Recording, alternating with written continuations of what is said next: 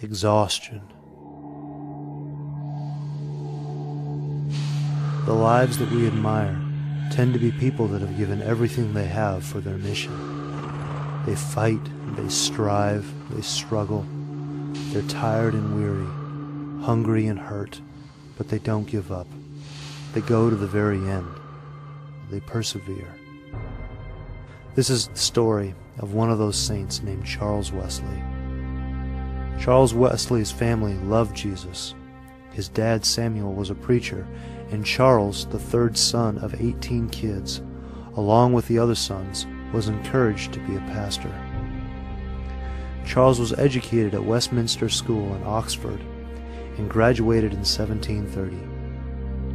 While there, he, his brother John Wesley, and their friend George Whitefield became known pejoratively by others on campus as Methodists, referring to their methodical approach to Bible study and Christian living.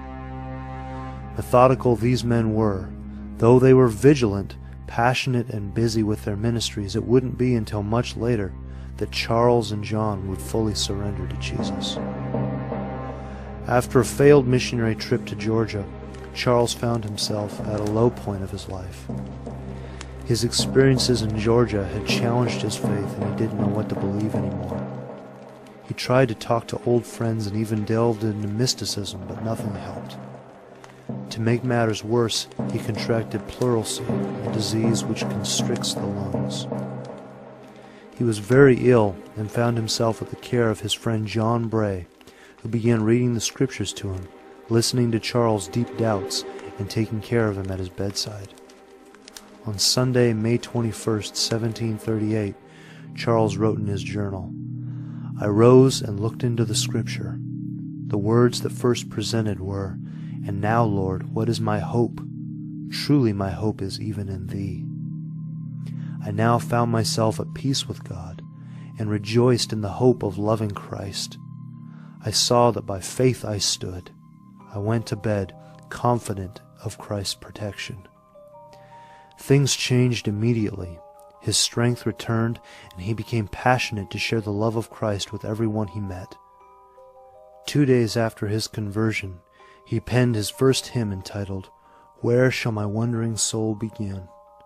Around this time he also wrote "And Can It Be?", expressing his awe and amazement at the saving grace of Jesus in his life. With his new passion, he began extensive travel with his brother John and George Whitefield.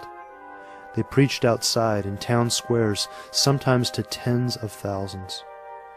The rigorous schedule and exhausting nature of travel soon caught up with Charles. His fiery temperament was prone toward high highs and equally low lows, and he was known to descend into deep depression at times. He had worked very hard preaching the gospel, publishing hymns and poems, but he could not sustain it anymore. On one occasion he traveled 3 days in torrential rain with no sleep, and collapsed upon arrival in the town of Garth, where he met Sarah Gwynn, his future wife.